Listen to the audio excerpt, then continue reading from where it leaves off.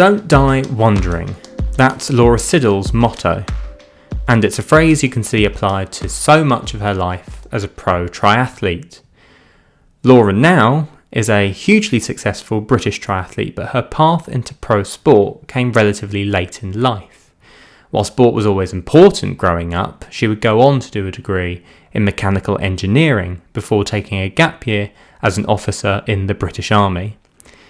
She would then go on to work in the corporate world and moved to Sydney in Australia back in 2007 on a 2-year assignment. Then came triathlon, a sport she tried out a year after moving to Australia, and with great success. After progressing from a rookie to securing 4 amateur world champion titles, she took the plunge in 2013 and decided to become a pro, going full-time in 2014 and moving to San Francisco to chase the dream. She is now a 4-time Ironman champion, which includes winning Ironman Australia for 3 consecutive years, Ironman New Zealand, and also becoming the ETU European Long Distance Champion in 2018. These days, as she marks 10 years as a professional, she is based primarily in Boulder in the USA, where she is coached by fellow Brit Julie Dibbons. But the recent past has brought her significant hurdles. Most notably, last year Laura was hit by a car during the bike leg at Ironman Brazil. It knocked her unconscious and left her with a slight brain bleed and concussion. The journey back has been a battle of the mind just as much as it has been physically, and there have been questions about where her journey goes from here. But that phrase, "don't die wondering," is still present in her decision making. As also becomes clear in this podcast, Laura is a passionate advocate for women's sport and is both an athlete ambassador for the Women's Sport Trust, as well as being a member of their Unlocked programme back in 2022. Quite simply, she is an inspiration to many, regardless of what your involvement is in sport. And perhaps we all need a little bit of that motto in our lives. We hope you enjoy this podcast episode. Laura, a very warm welcome to the podcast. Thanks so much for taking some time to have a chat with us on this latest episode. How are things with you at the moment? I imagine quite busy right now. Yeah, I mean, well, thank you very much for having me on. It's great to catch you. And I know we said just before we started recording, apologies, because I know I've rescheduled a few times. So it's really great to actually finally catch up. Yeah, things are good. Pretty busy at the moment. Kind of in a big training block. I'm in Boulder, Colorado. My coach is based here, Julie Dibbons, and I've sort of been based more out here for about a year now, but I head off next week to New Zealand to do a couple of races down in the Southern Hemisphere. So go and get some sunshine, get some warmth, I hope. And actually I used to live in New Zealand, so it used to be those races in February, March used to be kind of staples on my calendar, but I haven't been able to get back there since the pandemic. So yeah, quite excited to head back down for a few weeks down in the Southern Hemisphere. Yeah, will it feel a little bit like going home, so to speak? I know it's obviously been a while with Yeah. COVID and everything, but yeah, I don't know. Someone else has said that, and actually, it's really nice. I posted that I was going down to do the races on social media, and so many people that I know from New Zealand are like, "Oh, we can't wait to see you again and have you back. It's welcome home and stuff like that." So yeah, I'm really looking forward to seeing everybody. I think I spent about 4 or 5 years every summer or Southern Hemisphere summer in New Zealand. And then I actually left March 2020 just thinking I was going to be away for a 5-week training camp. And then the world shut down and I've not been back since. So what's that, 4 years later? And bless, a good friend of mine has all my stuff still sort of packed up in storage in her spare room. So it's going to be good to go back, and she's pretty happy that I'm going back to sort my shit out, I think. And I don't know, I think it's going to be quite weird. As I said, I've been in Boulder, Colorado, based here. I've been pretty nomadic, my athletic career life. But I have been in Boulder, Colorado for about a year now, based more here, more permanently. And I rent an apartment and it was unfurnished when I rent it. So I've actually sort of had to finish it myself. And so it's the first time of not living in at somebody else's furnished house or somebody else's, since, early corporate days when I did have my own place and my own things. And I had money at a start, and then it went backwards from there. So yeah, I don't know if New Zealand's going to feel like going home because I've kind of got my things here. But I'm certainly very excited to go back, and it has a very special place in my heart. So yeah, I can't wait to get back and see everybody, and yeah, just embrace the wonderful country that New Zealand is. Yeah, absolutely. And I mean, we'll obviously circle through your Yeah. your career and journey as this chat goes on. But I suppose while we're on the topic now, and obviously you've mentioned this life in Colorado that you now have. I mean, does that now feel like home or feel like it's becoming home? And maybe that's a nice part Yeah. of your life that you've kind of got settled now. Whereas, like you I said think before, it's a bit here, there, and I everywhere. think that's the word. I think settled is the Mm. right word. Home for me, I would always say, is where my parents are and where my family is, which is the UK. Having said that, I've not lived there since 2007. So is that home? I don't know, but I guess I always sort of, yeah, default home to where parents and family are. But I think, yeah, there's an element of being settled. Like I said, I was sort of living in New Zealand. I would split my time summer to summer from the southern hemisphere to the northern hemisphere, and I was actually living in Spain. And then, sort of during or after the pandemic, I was more permanently based in Spain, and that felt settled in one way because I had my own apartment. I was in one place, but it was a rent. It was still rented, but it was rented furnished. It was fully furnished, so it wasn't mine. I couldn't put my mark on it, so to speak. So I think that is the difference from being in Boulder. It's my things in here, and so I feel so there's a element of being settled from that point.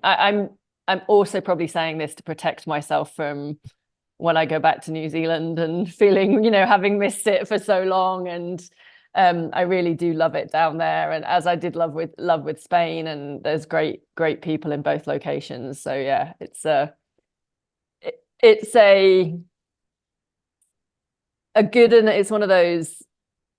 I've been really lucky that I've lived in amazing places over my life career, met some incredible people, been really spoilt from the places that I've had the opportunity to live. And yet at the same time, it's not so much a negative, but a hard thing, because you do have parts of your heart in those different places, and it's hard to then feel like where is that settled point, because I've lived in Sydney for 7 years and I have fond memories of there. I love New Zealand, I love Spain, I'm now in Boulder. And so yeah, you kind of get torn in different places as well. Yeah, and I think, like you say, settled. It's such a key part, I think, to people's lives, and you see it so often. And I remember interviewing Alex Yee, he of Triathlon World as well, back in my previous job, and he just moved into his house then, and just clocked that as just such a Yeah, major part of his life. So I think you can so often forget when you're watching sport or anything like that, the background stuff yeah, that is so key going forwards as well. Rewinding the clock all the way back to kind of start the story, if you like, of your own personal journey into triathlon, yeah, and growing up represented what England in athletics and netball, I think, when you were younger. yeah.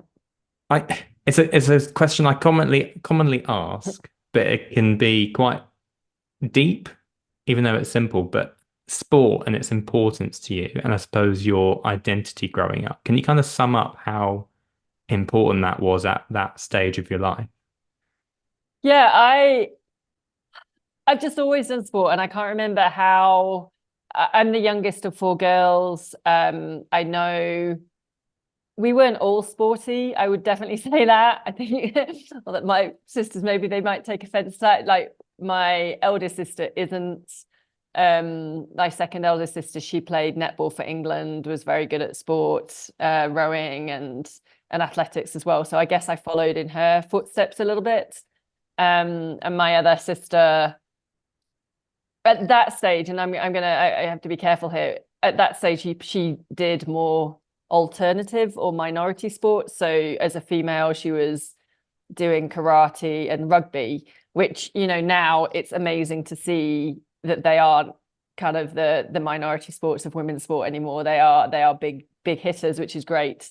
But she wasn't as sporty, I would say. So, but it's always been a huge part of my life. And yeah, I don't remember sort of not having sport as part of my life. And you know, now as I am nearing probably a retirement age of a career, it's quite scary to think actually what does sport look like going forward. Like I love the training and that feeling of being fit and active, and how do you then take that into your life going forward when things are going to change and it isn't necessarily your career, or when you were growing up it was so easy to have it as a hobby. And sport was always the hobby. I'm an age where, I mean, it's again fantastic that it's very different in the UK now, but for me growing up it was all about, you know, you went to school, you did your GCSEs, your A levels, you went to university, you got a corporate job, and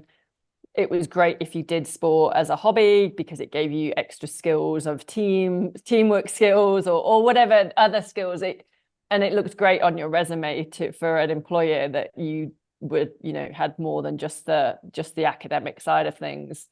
But then, you know, and I would never have dreamt that it would be now something I'm doing as a career. And that's just been an amazing opportunity I've had to like take that passion forward. But I think, excuse me, it was, yeah, just a real key part of me growing up, the, you know, and who I am today, and what I learned through playing the team sports and the individual sports. I think a lot of people use it as an escape as well, or as a break. You know, I went to a pretty academic school, and I guess I wouldn't say my parents ever put pressure on me, but there was probably pressure on through the school. And so sport was, yeah, a break from that, a difference. I would, you know, and I did sport outside of school.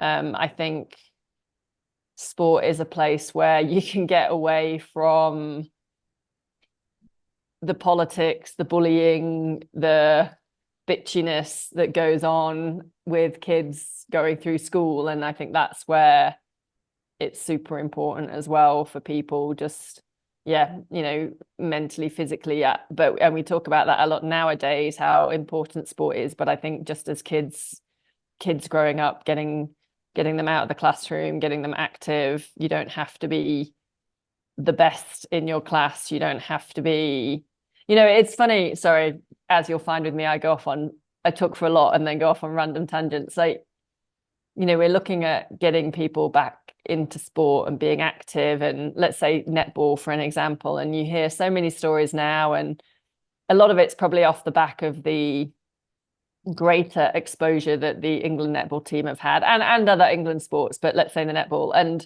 you hear now these stories of people starting to play again, and like, oh yeah, I've gone back and I've now joined a club, and you go, well, why did you stop? And it's like, well, I was never very good at sport at school. And I think we have this when we at school or at a younger age, like you only did sport if you were good at it. So there was this perception that you could only do it if you were good at it. And if you weren't any good at it, you didn't do it. Whereas it's like, no, we should be encouraging everyone to do sport, just to be active and to be healthy physically and mentally. And if you're not in the first team, that is okay, but there should be an opportunity for you still to play or do sport, whatever sport that might be. Whereas it's interesting, like that perception is, well, I wasn't very good at sport, so I stopped. You know, I wasn't very good at sport at school, so I stopped. Whereas now, and people are coming back into sport, or they've started running again, or they've started cycling, and they don't care, and it doesn't matter what level you're at.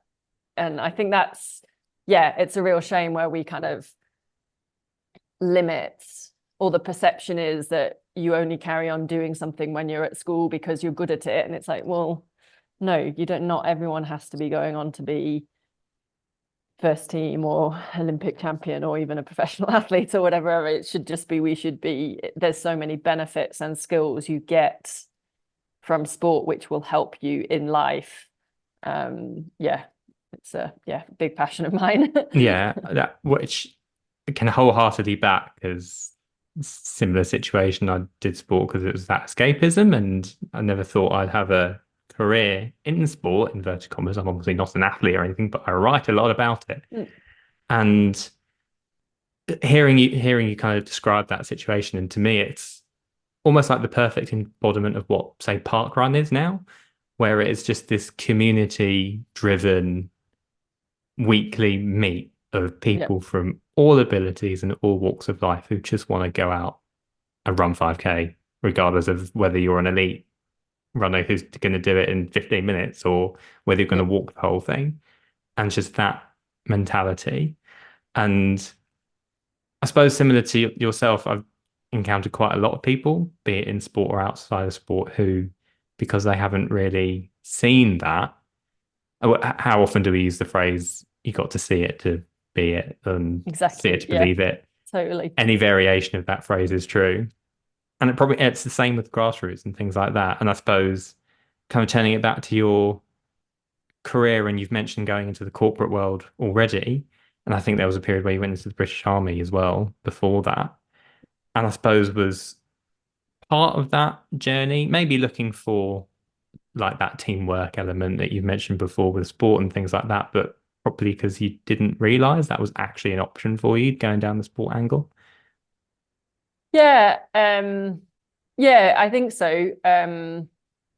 Again, like just classic phrase, yeah, you can't be what you can't see. And I think I was just of that generation just before the lottery funding came in, just before they started doing talent ID, which is, people ask, actually, it's funny, people ask me, do you have any regrets in life? And I don't.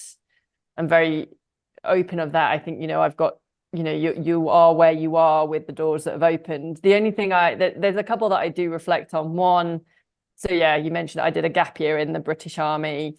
I do often think, what would my life look like now if I'd have gone back into the army after my engineering degree? But I probably wouldn't be sitting here talking to you as a triathlete if that was the case. So, I'm very grateful for where I am. And the other would be, I would have loved to have probably been a couple of years younger, and to been able to go through like the talent ID programs when they started bringing them in the UK, to kind of go, because I knew I was athletic and I knew I have physical capabilities, but I would have loved to have gone through like a testing center or process to say, actually, this is the sport that you would be great at. And so then fully go into that. Because I didn't actually, yeah, like I said, I did sport, but it was at that stage, it was that era where it was the hobby, and it was very much, you did go through the corporate route. And it was only when I went to Australia with my corporate job and then started triathlon, be it very late in life, and sort of developed through from being a complete beginner, that people sort of started saying, oh, you should turn professional. And then that was getting that concept of what that was. But I think, yeah, I think probably searching, maybe that's what, like why I'm here, because searching for those elements that I got from sport growing up as a kid. Hmm. With the triathlon in particular, you said obviously being introduced to it when you're working in the corporate world, and people telling you you're good, you should give it a go and keep progressing with it. There's one thing hearing that, but I suppose it's another thing completely kind of convincing yourself Yeah. of that to a certain extent. Yeah. So I don't know if there's a way you can describe like what was right about that, or what way was it that you managed to tell yourself, no, let's Yeah. go for this. Yeah. So, I mean, so I moved to Australia with my corporate job. I'm an engineer and worked for Shell, and it was just a 2-year assignment at the time.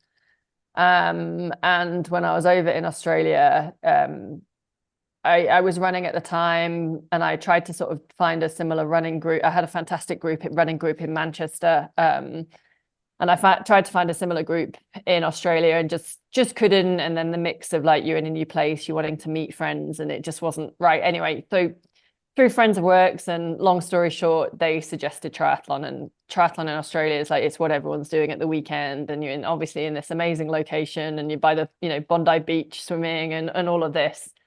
Um, and so, but I didn't start triathlon until I was 29. So technically, like and then I raced as a age group as an amateur alongside my corporate job for the next few years. And that's when I sort of started getting better and better.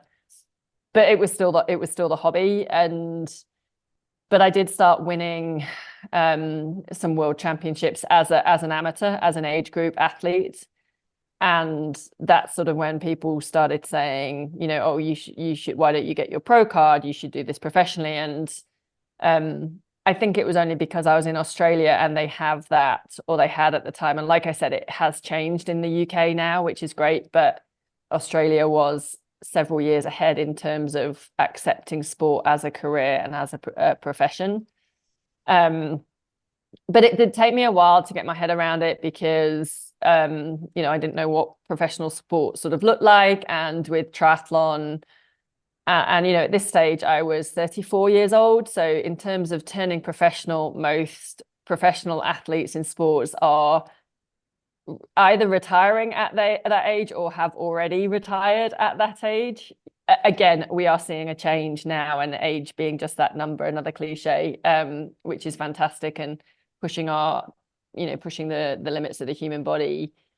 But yeah, I was still, and there were various decisions to be made. I was sort of still racing over the shorter distance, so the sprint and Olympic type distance racing, but I was too old to to turn professional at those distances. I needed to be in like the British Triathlon Development Program, and that would be like gearing me up to the Olympics. And I wasn't a good enough swimmer. I'd never ridden sort of in a pack, and I wasn't a good enough runner. So I was fine on an age group and an amateur perspective, but competing at that distance on a professional level, there was no way I was going to do that. So it then was like, well, to do this professionally, I'm going to have to move up the distance to what's called a half iron distance, or a full iron distance, which, to be fair, was probably more suited to my physiology anyway, and probably knew that was where I was going to go.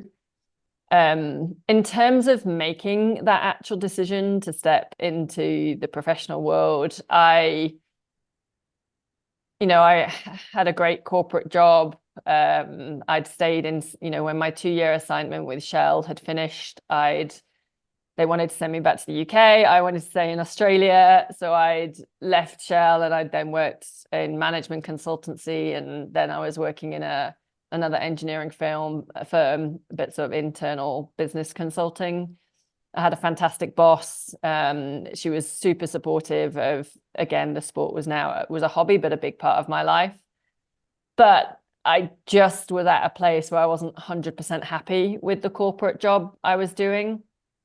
And more of my headspace was thinking about like my next training session or my next race, or how can I do more training? How can I balance this with work, and et cetera, et cetera. And I just got to a point of going, I'm not getting any younger. And most people, like I said, most athletes are retiring at this age, not about to start a professional career.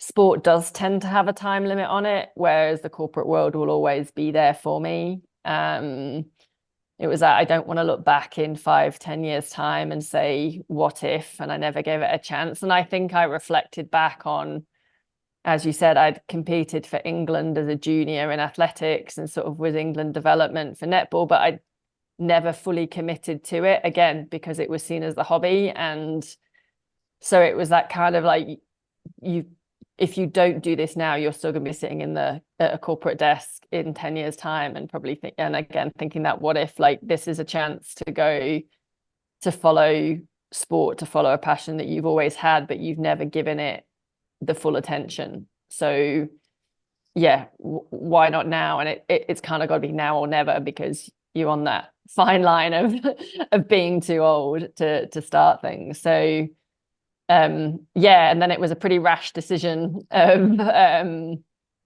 yeah, resigning from the corporate world, and I ended up moving from Australia to America then, initially to work with a coach. And then yeah, ended up back in New Zealand, Spain, as I said, and now back in the US with a different coach. But yeah, very happy now. Yeah.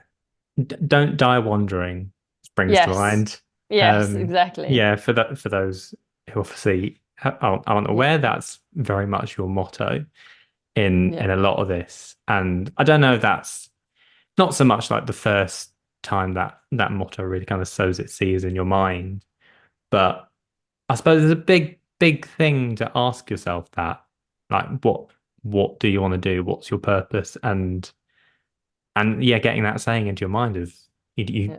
you kind of don't want those regrets, and you, like I say, now or never, and want to find out where this journey could actually Yeah. take you. But that is a big question to ask yourself at that moment Oh, in I'm still time. asking that question. I'm still asking what my purpose is and what my value. I think sports very odd like that as well, because the pandemic was a classic. If all the athletes disappeared from the world is still going to go on, like, it's still going to survive. But if all the doctors and etc., if they all vanish, then we're going to be in trouble. So there is always, and maybe it's because I got into sport later and had that corporate career, and in the army, like, it's always a little bit of a struggle to kind of be like, what is your value and purpose as an athlete? And yeah, I mean, still keep saying, even though I'm again a lot older now, is like, when I grow up, what my actually, and I still get, this is probably the classic sort of generational things, every now and again I still get family, friends and things asking me, when are you going to go back? When's the gap year over? When's your sabbatical ending? And I'm like, well, it's kind of been 10 years now. It's kind of a long-term gap year, this one. But yeah, it's yeah, interesting. On kind of two things off the back of that, and I suppose the first is, like, does that nag away? Like, that question as to, Yeah. I don't know, it's I kind of would cite my dad maybe and be like, when you're going to get a real job type Yeah. thing. And yeah, I Yeah. don't know if you kind of have that. It's the inner monologue in your head, I suppose, asking yourself Yeah, that question. I think I do. And that may be because I didn't grow up as an athlete my whole life, sort of thing. I had that corporate career and life very different. Like, my mum and dad, my family have been incredibly supportive. I will say my dad's not so much. When I think by the time I left the corporate world to be the athlete, they'd kind of got their head around it. I think when I left Shell initially, I think that was a big deal for them, because Shell is a massive multinational. You can pretty much, most people, and again, generations have changed, but that my generation and the generations before, you stayed with a company your whole life. And a company like Shell, you could have such a varied career, but you stayed with that one company. And my dad was the mining industry all his life, and my granddad was the mining industry all his life. So they came from that background. So I remember when I was leaving Shell to stay in Australia, and albeit have another corporate job, I do remember, he probably won't remember this, but I do remember my dad saying, but they have a good pension scheme. Like, what are you going to do? And to be fair, he is right. They have a very good pension scheme. And I now don't have a pension because I'm not in a corporate world of having a job or the finances. So that it's a little bit of a worry that now as I get older. But yeah, there is that nag still. Like, I know I'm incredibly lucky to be able to do and have done what I've done for the past 10 years, but do I often feel that I haven't achieved because I don't have that high flying corporate job and the security of the money coming in. And yeah, people are, it's still, again, it's a generational thing of people are still kind of like, yeah, when are you getting the real job? When are you going to go back to that corporate world, or, you know, settle down, be in one place? So yeah, it is, it, it niggles, I think, every now and again.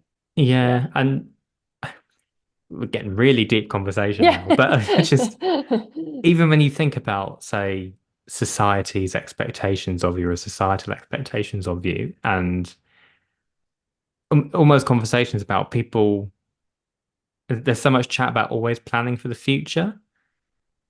And I don't know if it's some topics of discussion that in all that planning for the future, you mentioned pension scheme there as an example, or buying house, all that kind of stuff that you just consider as like society expects this of you Yeah. almost. But no one ever says about the now and like what living in the now and kind of like I say taking those opportunities when they present themselves. I don't know if you kind of feel that as well with kind of society's expectations really, and it almost I'd like to think we are with whether it's online conversations or anything like that, kind of trying to break free of a bit of that putting in a box, if you like. Yeah. But I don't know whether you feel there's probably maybe still a bit of a way to go in that sense. Yeah, I think so. I think things are changing. Um, Maybe swinging the other way into this sort of instant fame, instant reward. You know, there's no attention span on anything, and everything's got to be the here and now. Yeah. And maybe we're not planning enough for the future in certain respects. But yeah, I think there is again, generationally, probably or I definitely sort of felt there was expectation or just stereotypes. And look, there's nothing wrong with it. That's just what everyone knew at the time. And so, you know, even when I was going through school, taking a gap year was like not really heard of. It was like, I think there were maybe two or three of us that did it. And it was very that was kind of, whereas now I think that would be a much bigger, a lot more people take it. But a lot of people take gap years, career breaks throughout their corporate life. So again, there's that change in perception that actually that's seen as a good thing. It can add value. People, you know, putting again mental, physical health first rather than that corporate thing. I think yeah, the conversation is changing, but I do think we have to find that balance, because now that living in the moment and taking the opportunity, and yeah, you only live once, is great, but at some point, and maybe the world and maybe society will evolve with that, but where does that money come from in future years? I mean, yes, we're all going to probably be working till we're a lot older, but then you get, you know, Elon Musk coming on and saying AI is going to take over the world and we're not going to need to work anymore. And it's like, well, yeah, but how do we then survive and live? And I think there's a balance between, and maybe it's my age of going, we do need to plan a little bit for what's happening 5, 10 years, 20, 30 years time, and being safe and secure. But yeah, we should make the most of living now and opportunities that present themselves. And yeah, I don't know. Yeah. Yeah, and the balance, like you say. Yeah. And I mean, even though I take a little snapshot from my own life and I see the web statistics or the web analytics for the website that I'm on, I see people on the story that I've poured a lot of time into, and it's an average time of like 10 seconds Yeah. staying on that story. And that kind of sums up that instant Yeah. need for stuff that you were talking about before. You kind of mentioned about asking yourself that ultimate question of purpose and anything along those lines, really. I don't know if you can sum up or whether you've got uh, an idea in your mind about what drives you and what keeps you wanting more. Um, yeah, from from an athlete perspective,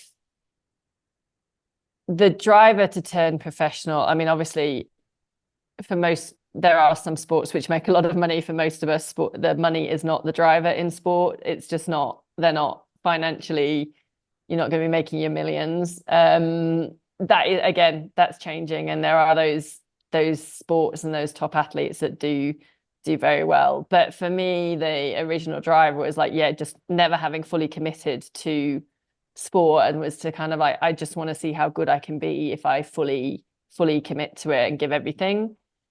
And I think that's probably what's, again, whilst money is not the driver, if you want to make this sustainable, like, you have to earn somehow. So to be able to carry on following your dream and your passion. So there is an element of that, but I think it's just the driver for me is just, if I can always see that there's areas of improvement and that are things I can still learn and get better, then I want to chase that.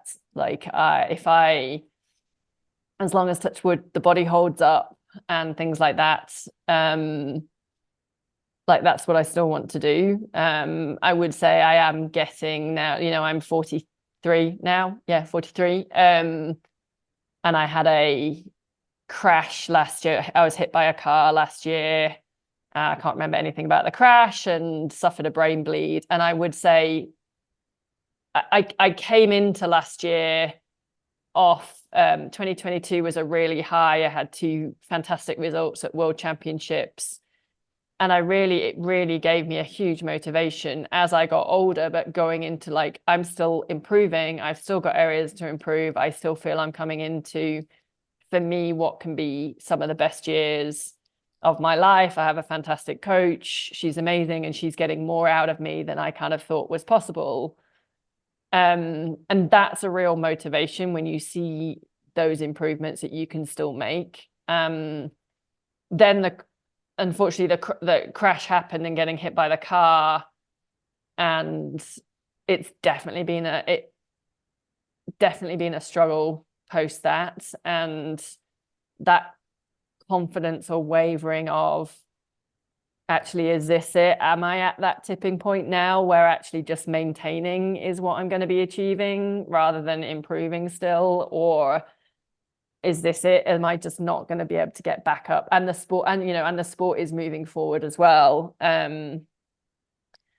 So there is a slight change, but whilst I still can fit, well, either I want to go out on my own terms, or still feel there are areas where I can still learn, I can still improve. I mean, yeah, I've been a professional triathlete for 10 years. I've been doing sport for 42 years or whatever, 43 years.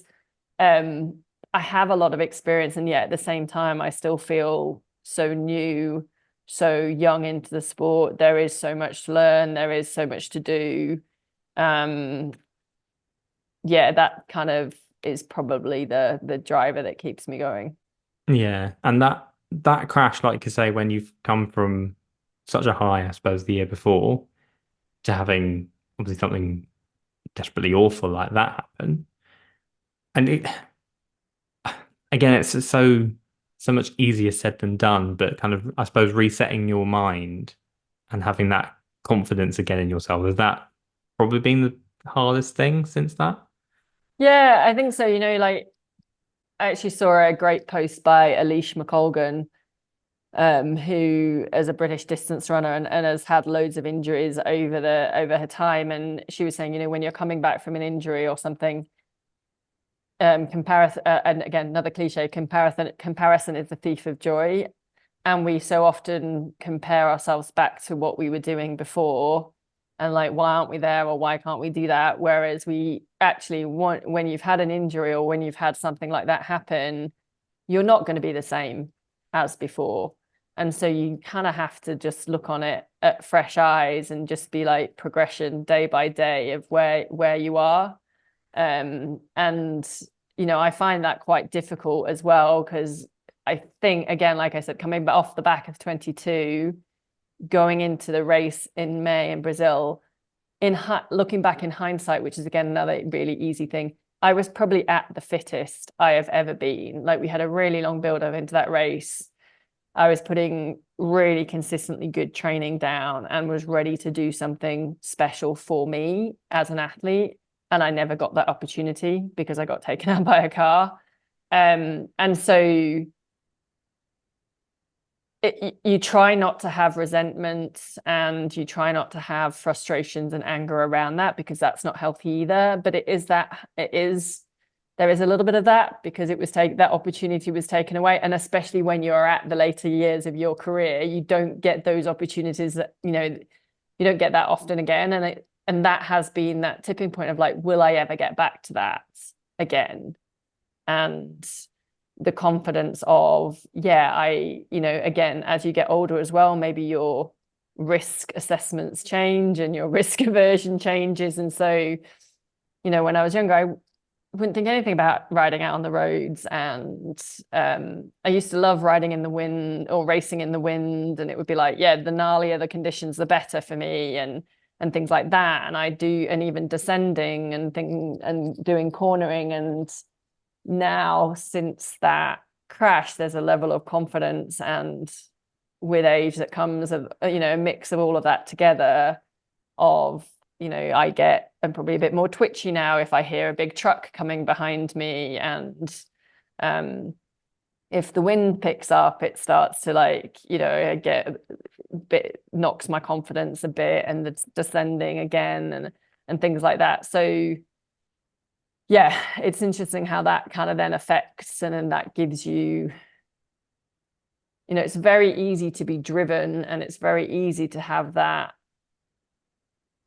drive and desire to do things when things are going well and when you can see the momentum and you can see the building. But when you are struggling with those bits, or when that confidence has been knocked, when that confidence has been taken away, it's a lot harder to get there. Often says the results are therefore then sweeter though, because what you've been through to get back up there. But yeah. Yeah, and I think that would be considered pretty natural for anybody in Yeah. your position to say have those thoughts. And you so often hear athletes talking about that flow state where it's just feels all natural. You don't really have to think Yeah. about it. Where can you kind of sum up where you are now? Whether that's are you still kind of on this pathway to whether it's progressing or just that step forward every single day at a time? Um, yeah, good question. I think so, just about. I would definitely say since the accident in May, and then I had a really big focus to get. I was offered a wild card for the Ironman World Championships in Hawaii, which I was incredibly grateful for, and so that was a big kind of focus and drive to get back from the crash and to kind of, I guess, be able to be back on a start line. But I have to say, since then, since the World Championships, it's been really tough to kind of work out. And I don't know whether that's still ongoing effects from the brain bleed and the brain injury, and just fatigue levels are different, whether that's just getting older, whether that's being a 43-year-old female, and all of those things combined has just, you do start to be thinking kind of, am I still improving? Am I still getting better? Can I still get better? The sport is moving and changing so rapidly. Different race series are coming in, there's a lot more focus on the short distance, which is a lot of speed, whereas, and that's not my racing either. So yeah, I think, I don't know. I mean, probably in a little bit of transition. There's still definitely some races I want to do. I definitely still love that feeling of being fit and in shape and in the best shape I can be. And I have to say, my coach, Julie Dibbons, does an incredible job at getting not just me, all the athletes she coaches to their best level of fitness and performance for race day. And I think, working with her the past few years, she's got me into, she's got me ready for races that I never thought I would get to that place ever, really, let alone in the latter years of my career. So there's a mix, and then there's still that stubbornness of I want to control things and choose when the right time is, and again the stubbornness of maybe not be willing to accept when maybe the improvement is slowing down or isn't quite going to be there again, and having maybe head in the sand a bit on that one. The age-old control, the controllable Yeah, phrase, which yeah, all of us, I think, learn the hard way at various stages of our life. yeah, I don't know if yeah. you're the type of person who, obviously, very early days into 2024, whether you are the type of person, whether it helps to have those aims or those targets, or if it is just better to take it as it comes without, I have, say, maybe an ambition, but not an outright Mm. target where if you don't meet it, say, it might have a detrimental effect. Yeah, ooh, I think I flip, like, so I'm an engineer, so I have a very black and white brain. So from some respects, that target, that goals, having that focus is very good for me. But at the same time, I it's not always great, and I do find that often it's better with a more higher level, general kind of goal and aim, and you don't have anything hugely specific, because I think naturally, well, sweeping statement, there's a fear of failure. And what if you don't make it? And then you don't want to have to deal with that. So there's a protection mechanism in there, I think, when so for some people, when they set goals, of going, actually it'll be better if I just have this sort of higher aim with the rather than a specific thing, because if I don't make it, that's okay. But I do think there is a value in having some form of target, goals, aims. And look, that might not be, I get, for some people and in the jobs they're doing or the sport they're doing, it is a time, it is a distance, it is something like that. Or it is more broader of, I just want to get that performance out of me that I know is in there, whatever that looks like and whatever that is going to be on the day, and giving like 100% effort. So yeah, it's funny. I flip, because I am the engineer and I have that logical brain, and I kind of like the black and white, and I don't like the blur. But at the same time, and there's I think a self-preservation or a protection in there that maybe, or maybe a lack of confidence that doesn't, it doesn't give you the confidence to say it outright, or to be so bold and brash and And I think cocky, that, or I don't know, yeah, whatever, I don't know what you want to call it, how it can be perceived. and I suppose that flexibility is actually quite important in all of it, because we so often talk about how different approaches work for different people yeah based on your mindset yeah and how you think. But that yeah probably works for the individual too yeah on any given day, any given week.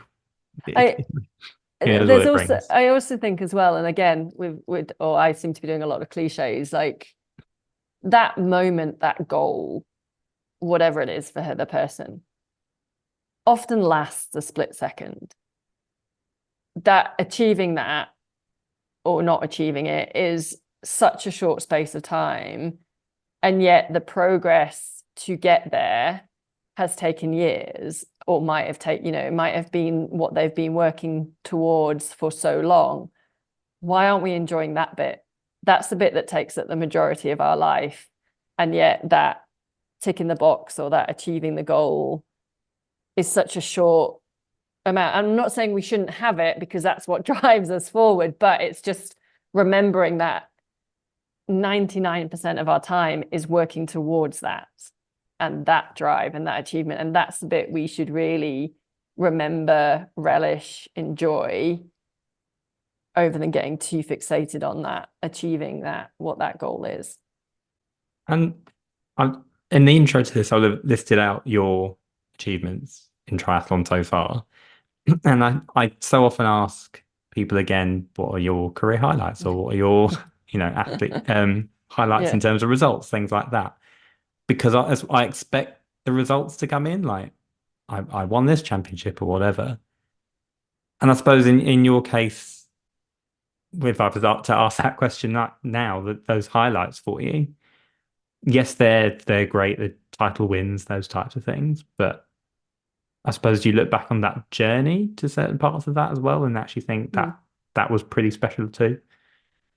Yeah, and again, as athletes, it's really hard for us to do that because you're constantly on to the next thing. Like you often don't value the wins or the results as much because you're always like, but how can I be better and what's next? And so, even now it's really hard to like look back over the last 10 years and be like, actually, you need to be really proud of what you've achieved. And, when I turned professional, I didn't know I'd be winning any races, let alone a full Ironman race, let alone, four Ironmans and two full distances. I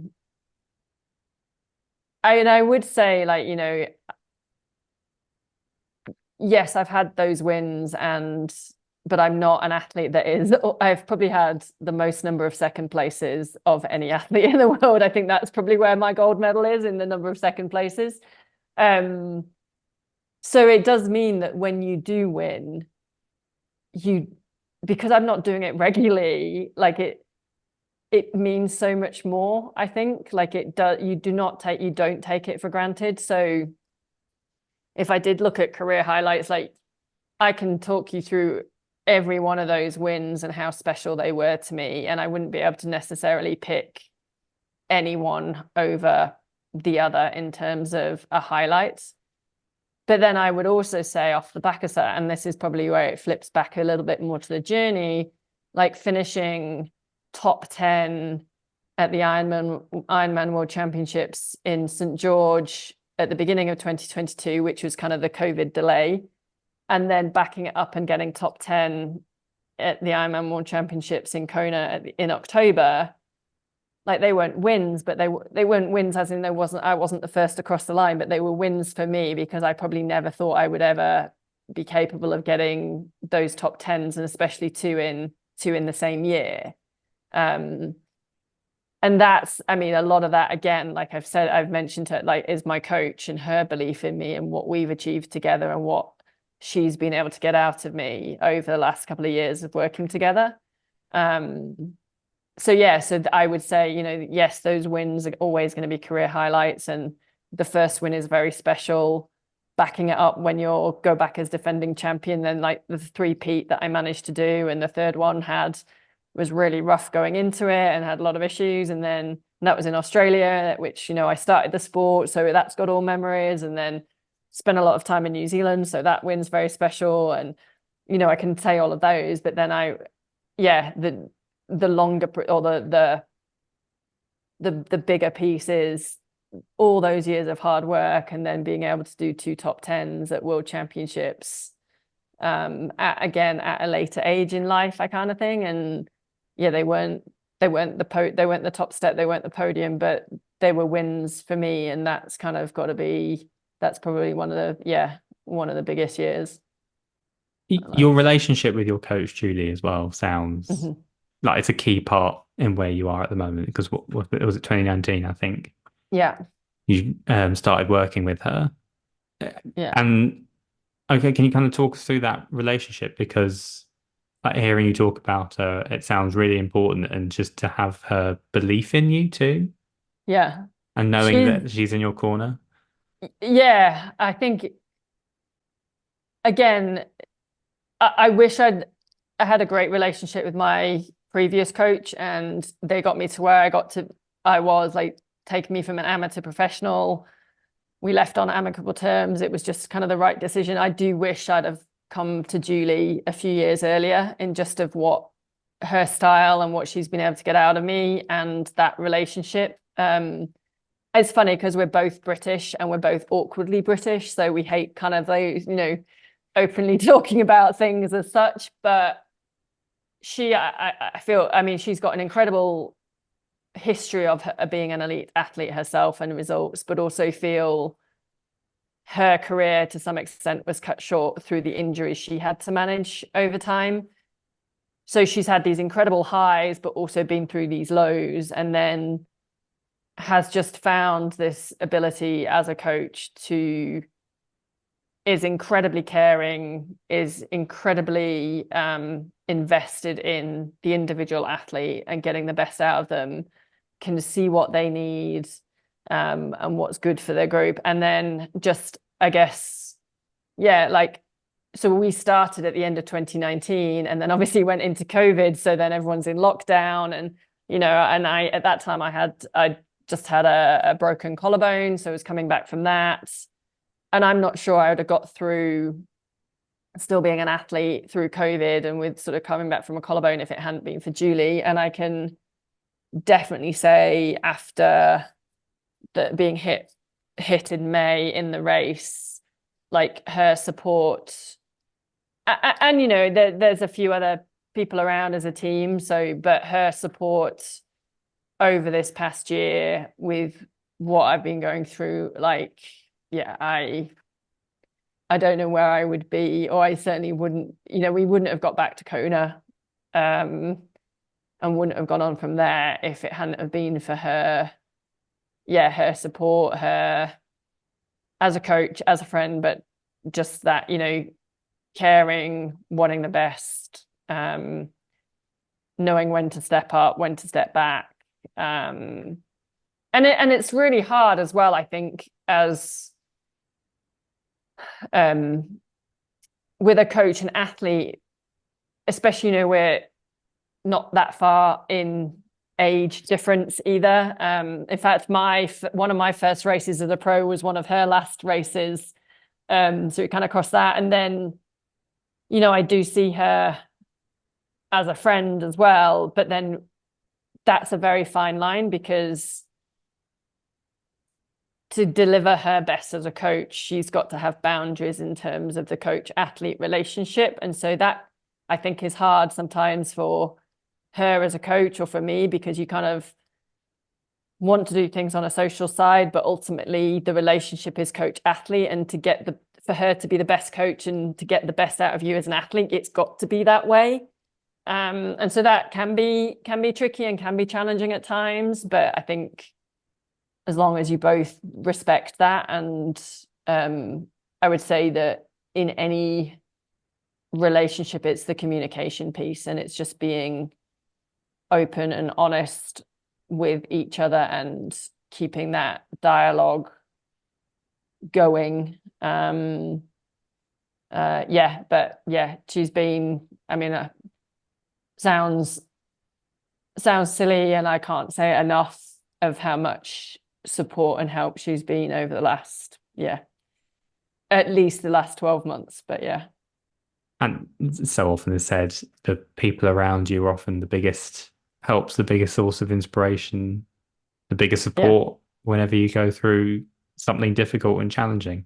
Yeah. And I think, like I say, yes, there's boundaries, but to have someone in your corner as not just a coach, but to a friend with all itself, I think can have a lot of great benefits. And it certainly sounds like you've got that. And I wanted to talk a little bit about the Women's Sports Trust as well. Yep. And if memory serves me right, I think we briefly met at their 10th birthday celebration, which God, was that 2022? Probably.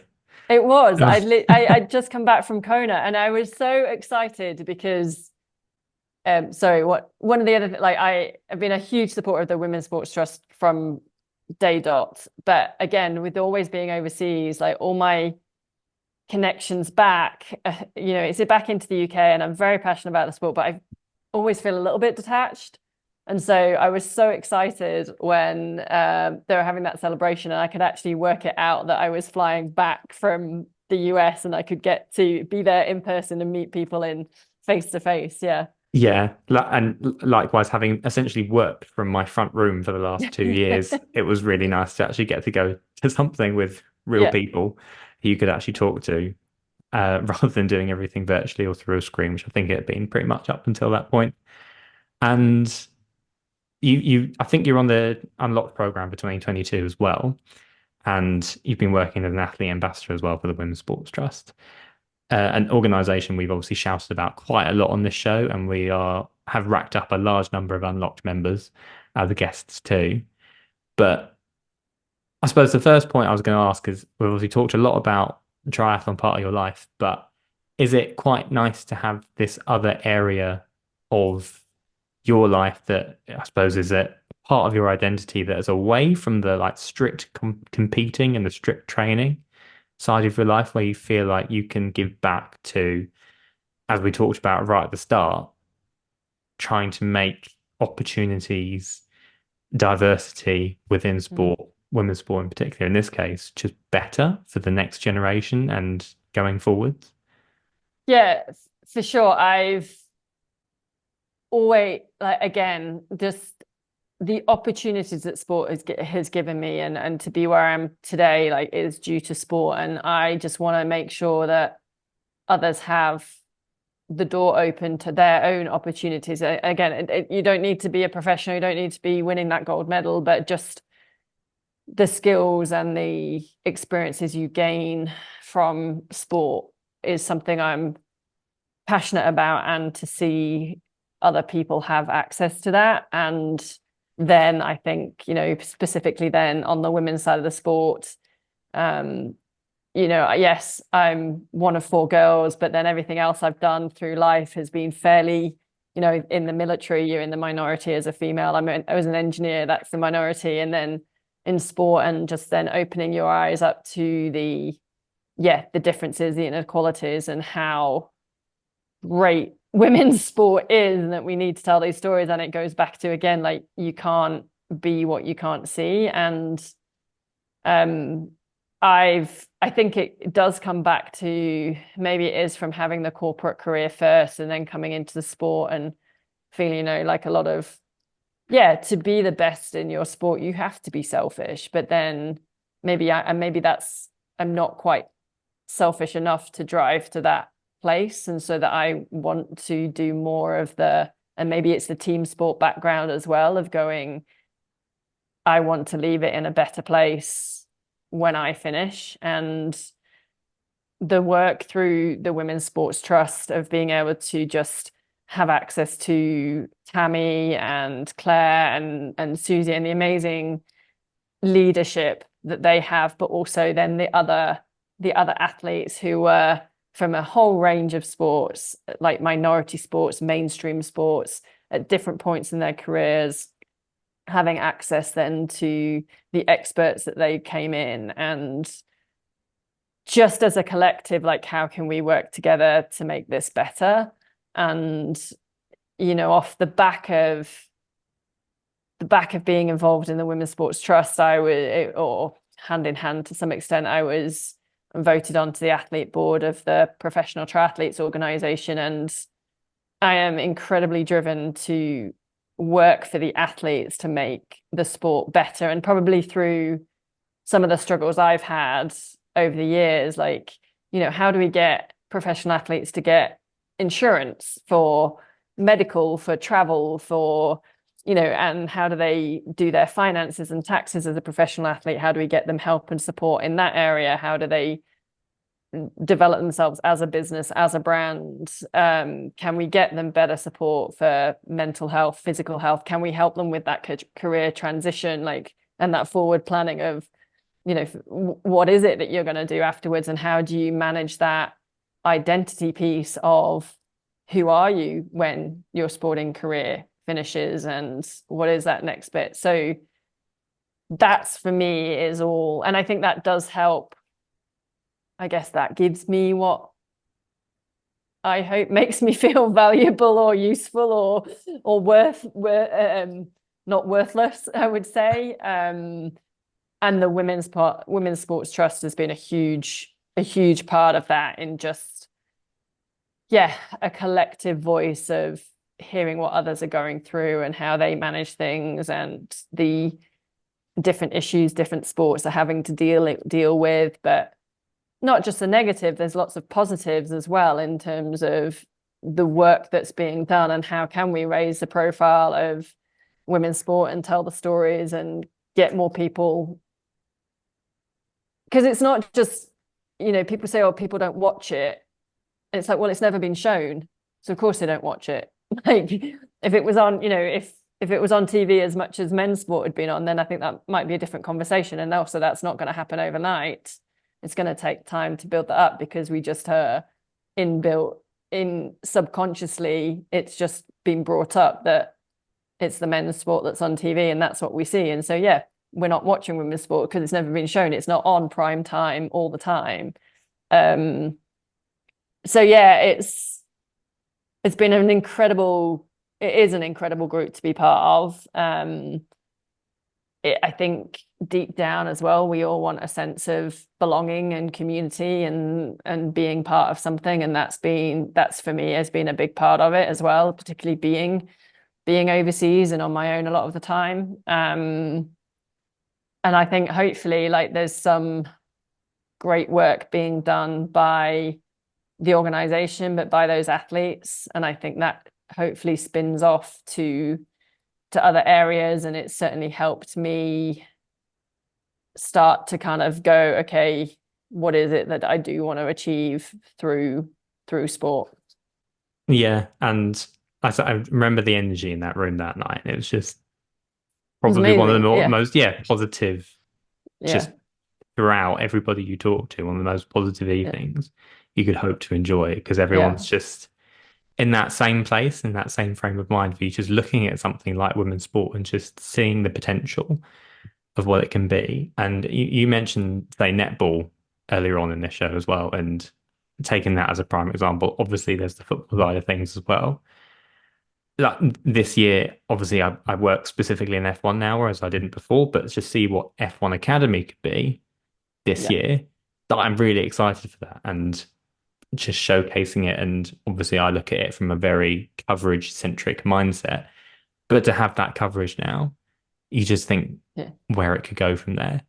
I don't know if there's anything you found particularly eye-opening or something that maybe surprised you in your capacity with the Women's Sports Trust at the moment, or if there's anything that you really single out as something that perhaps is the next hurdle to cracking.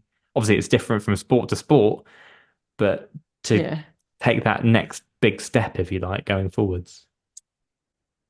Yeah, gosh, I mean, we've made incredible steps forward in women's sport, but I still think there is a long way to go. So it's kind of not taking the foot off the gas, not being complacent, not allowing media or brands to think, oh, well, they are getting coverage now, so that's okay. Like, let's not be, we can be grateful, but not accepting that that's okay, if that makes sense. Like we can be, really happy for the progress we've made, but not accepting that that's the limit and there's still more to go. I see, the women's, England women's football, the Lionesses has done incredible work in creating better momentum, better coverage, better media for women's sport. The England rugby team as well, I'd say, the Roses, the netball, the hockey, all of those teams. I think there's huge strides being taken and those athletes are getting closer to the recognition that they deserve, the value that they are. I think there's still a huge gap to those smaller sports and those individual sports that and that's almost getting wider now because brands are jumping on board, and it is great with the big team sports and the value there and those athletes. But then, if I look at, triathlon as well, and especially in the longer distance triathlon, so not the Olympic sport or the Olympic distance that's at the Olympics, we've got a couple of race series that are new coming in this year. There's a lot more money being pumped into prize money, which is fantastic. And hopefully this is going to lead to the top athletes being household names. That's going to bring in more sponsorship and everything. And in theory, that trickles down.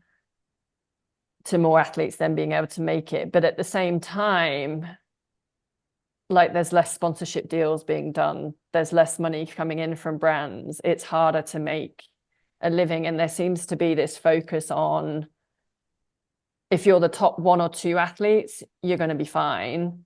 But then the gap to everyone else being able to survive is getting bigger. And it feels like brands are going, well, we're actually going to go all in, but we're going to go all in on one or two athletes and no one else. And it feels a little bit the same, like we're going all in on the football. And I want to say, I think it's amazing, and they do definitely deserve it for sure.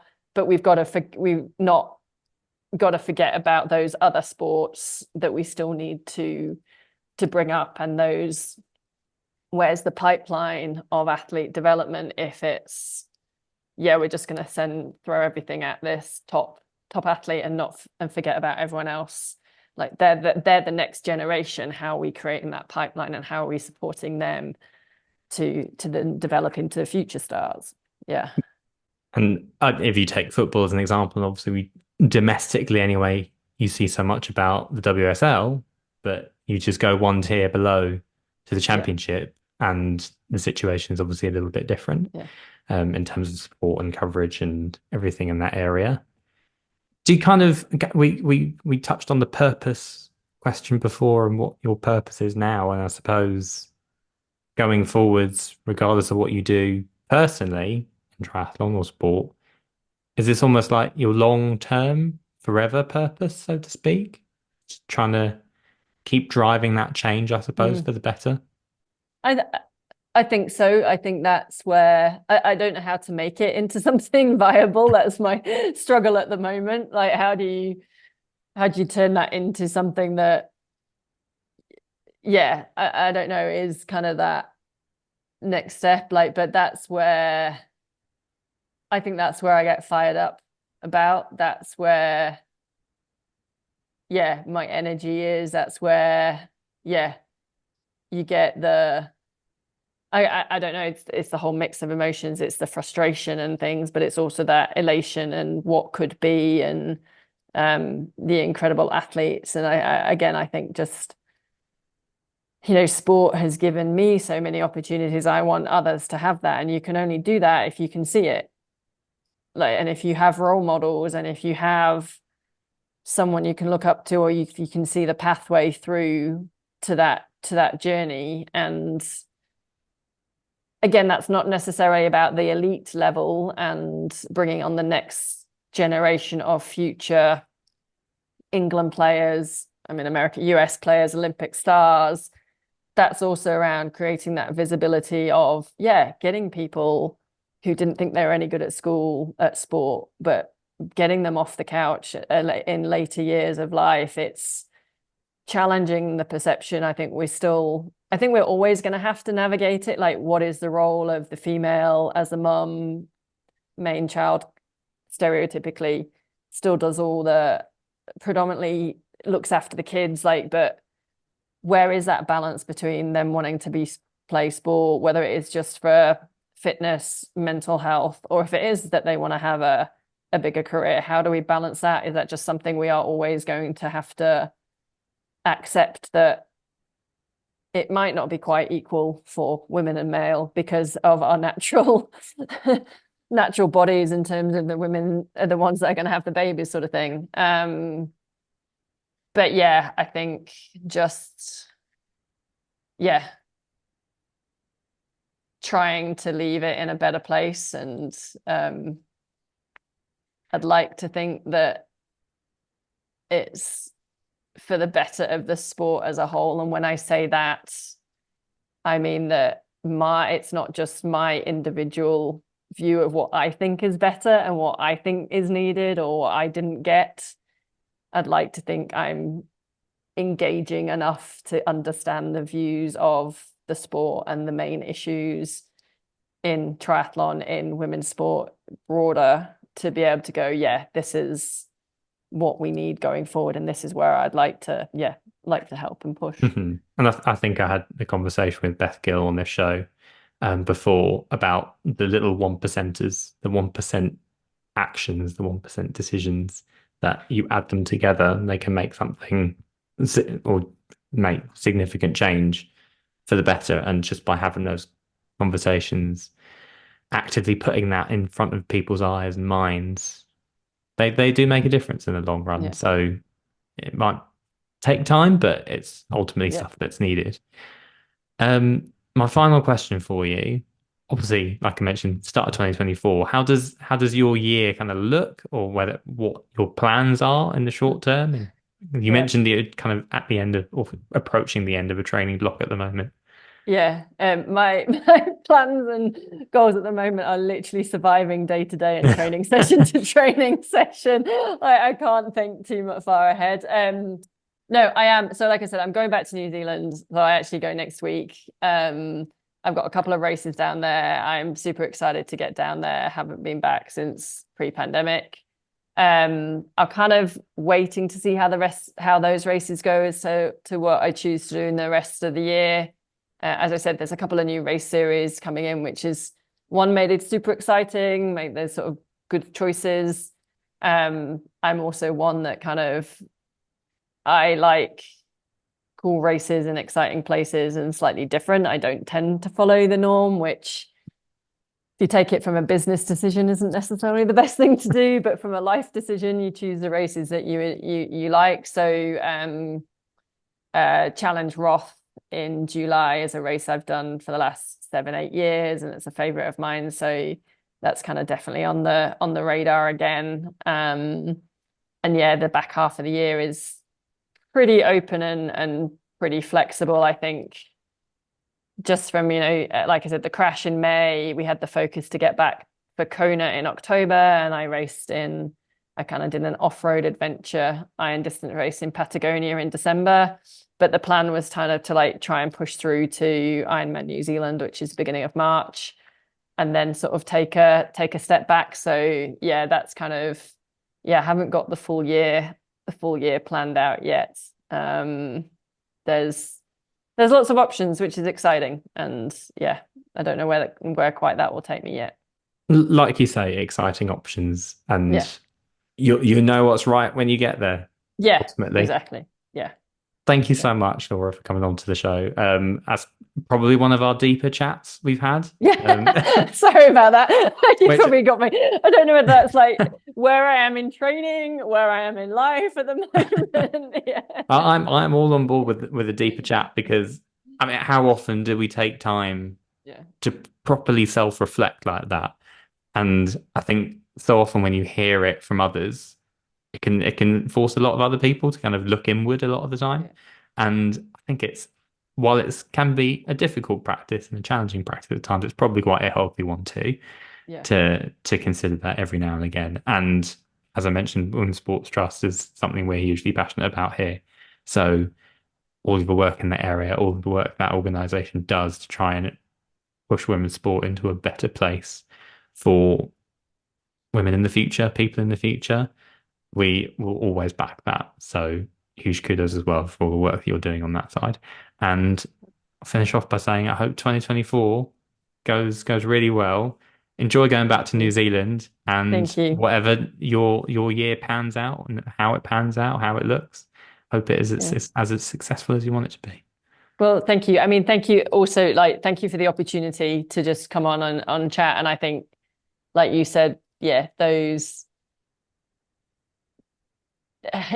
taking a bit of a deeper dive is sometimes good and can be good kind of reflection time and makes you individually reassess sort of those priorities. But other than that, I've really, really enjoyed chatting to you. So thank you very much. Absolutely.